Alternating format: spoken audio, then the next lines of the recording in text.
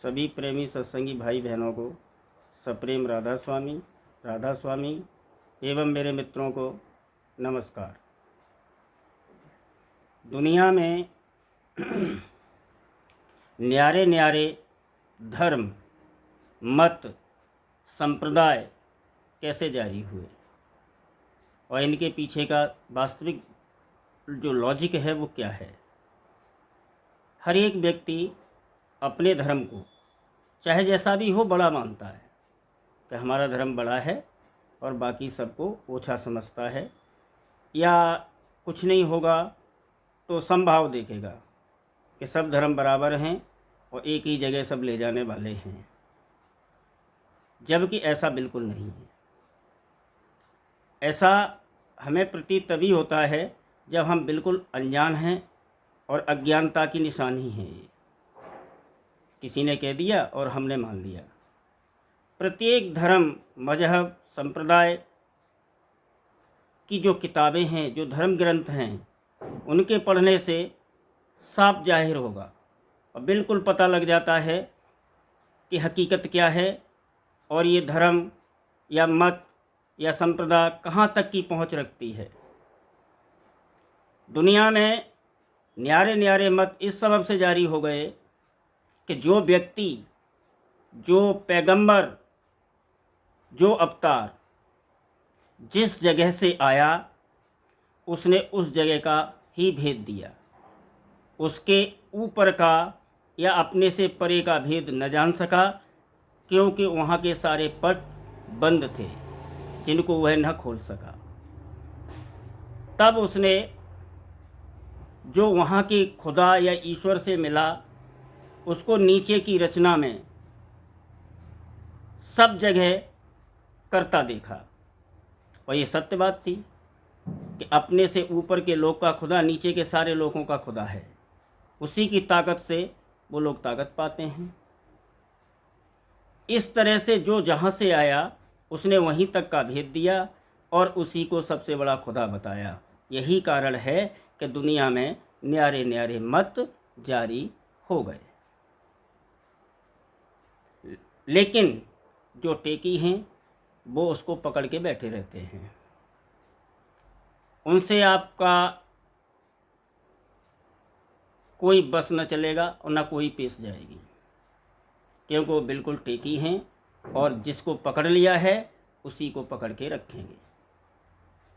लेकिन जिसकी की चैतन्यता थोड़ी बढ़ी हुई है और कर्मों का भार जिसका कि हल्का हुआ है, वह व्यक्ति खोजी होगा और वो ये कभी नहीं कहेगा कि सारे मत बराबर हैं। वो सबको देखेगा, सबको समझेगा, सबकी पहचान करेगा और जो समझ में नहीं आएगा वो हाल अपने से बड़े जानकार के सामने दरियाफ्त करके उसका खुलासा करवा देगा। लेकिन जो आंख बंद करके बैठे रहते हैं कि जो पकड़ लिया सो पकड़ लिया, उनका कोई उपाय नहीं है। उनका उपाय संतों ने अपने वचनों में लिखा है कि अभी वो कई बार 84 में जावेंगे, उसके बाद फिर नरदेही मिलेगी, कुछ कर्म हल्के होंगे, तब जाके उनकी चेतनता बढ़ेगी, तब वो खोज करेंगे। अभी चाहो अभी कर ले, ये नहीं हो सकता है। आप चाहें कि सारे जीव संत मत में लग जाएं तो ये भी संभव नहीं है। संत मत या ऊंचे मत में वो ही जीव जाएगा जिसके कुछ कर्म हल्के हुए होंगे। दुनिया में जितने भी मत हैं ज़्यादातर 7 आकाश पर ख़त्म हो जाते हैं, जिसमें कुरान, बाइबल, इंजील और भी जो भी छोटे मोटे धर्म हैं वो सब 7 आकाश तक ख़त्म हो जाते हैं। 7 आकाश से 12 आकाश तक सनातन धर्म चलता है, जो कि पार ब्रह्म पद कहलाता है। बड़ी ऊंची गति है और इस ऊंची गति पाने के लिए भी बहुत बड़े गुरु की ज़रूरत होगी। उसके बाद संत कबीरदास आए, गुरु नानक जी आए, रविदास जी आए, बहुत सारे संत आए। उनने 12 आकाश के ऊपर 6 आकाश का और खुलासा किया, जो कि संतों का देश है और संतों का देश कहें तो ये आत्मा का देश है, रूह का देश है। पिंड तन का देश है, ब्रह्मांड मन का देश है, और दयाल देश सूरत का देश है, यानी रूह का देश है। इसलिए संतों से आने से पहले जितने भी पीर पैगंबर आए, उन्होंने जहाँ से आए वहाँ तक का भेद दिया, और जो लोग जिस गोल में फंस गए उसी को पकड़ के बैठ गए और उसी को सबसे बड़ा खुदा मानने लगे। दूसरी बात यह है कि जो जितना छोटा खुदा होगा वो जीव पे कोई प्रतिबंध नहीं लगाएगा। कुछ भी खाओ, कुछ भी करो, सब जायज़ है। लेकिन जैसे जैसे आप बड़ी किताब की तरफ बढ़ेंगे तो आपके ऊपर प्रतिबंध आना शुरू हो जाएंगे और आपको पापों की गिनती कराई जाएगी। जैसे किसी मजहब में स्त्री पे कोई पाप नहीं रखा है और किसी मजहब में पराई स्त्री को देखना भी पाप रखा है। फिर संतों के मत में जाएंगे तो वैसे तो सनातन में भी प्याज लहसुन वर्जित है, लेकिन संत मत में तो बिल्कुल ही वर्जित है। वहाँ तो बहुत सारी चीज़ों पर टोक लगा दी गई है कि नहीं, ये ऐसे नहीं हो सकता है। तो संत मत सबसे बड़ा मत है। उसके बाद सनातन में 12 आकाश खोले गए। कृष्ण महाराज ने अर्जुन को उपदेश किया है, तो उसमें बहुत बड़ा उपदेश किया है। उसको अगर ध्यान से सुनेंगे तो पार ब्रह्म पद तक की बात कह दी है, और पार ब्रह्म पद भी अजर अमर अविनाशी नहीं है। सॉरी, ब्रह्म पद, पार ब्रह्म पद का तो कुछ हिस्सा अमरता में आता है, लेकिन ब्रह्मांड तो अजर अमर नहीं है।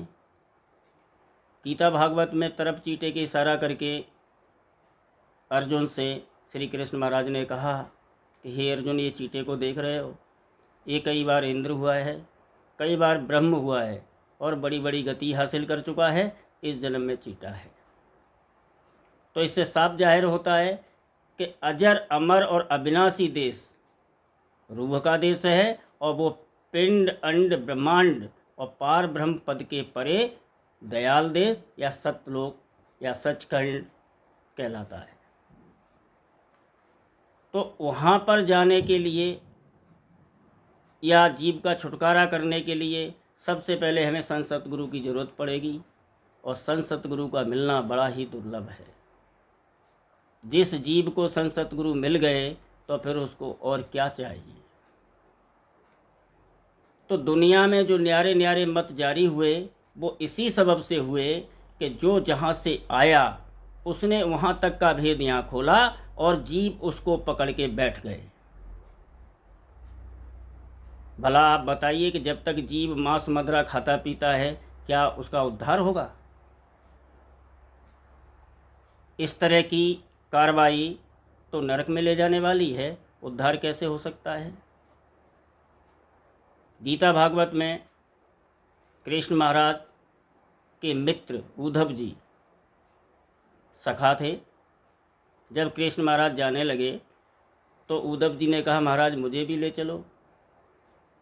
पढ़िए उसको कभी, मैं ये याद नहीं रखता हूँ कौन सा चैप्टर है, कौन सी दफ़ा है, कहाँ पे लिखा हुआ है, लेकिन ये है।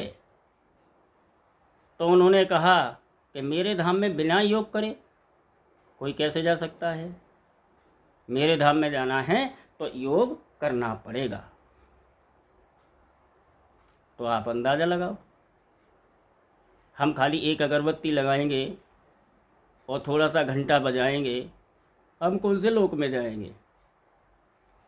आप चाहे जिस लोक में जाना हो, चाहे स्वर्ग में जाओ, स्वर्ग जन्नत एक ही बात है, तो वहाँ तक का गुरु धारण करना पड़ेगा। जो गुरु जहाँ तक की पहुँच रखता होगा अपने चेलों को वहाँ तक पहुँचा देगा, उसके आगे उसकी ताकत नहीं है कि वह पहुँचा सके। राधा स्वामी, राधा स्वामी, राधा स्वामी।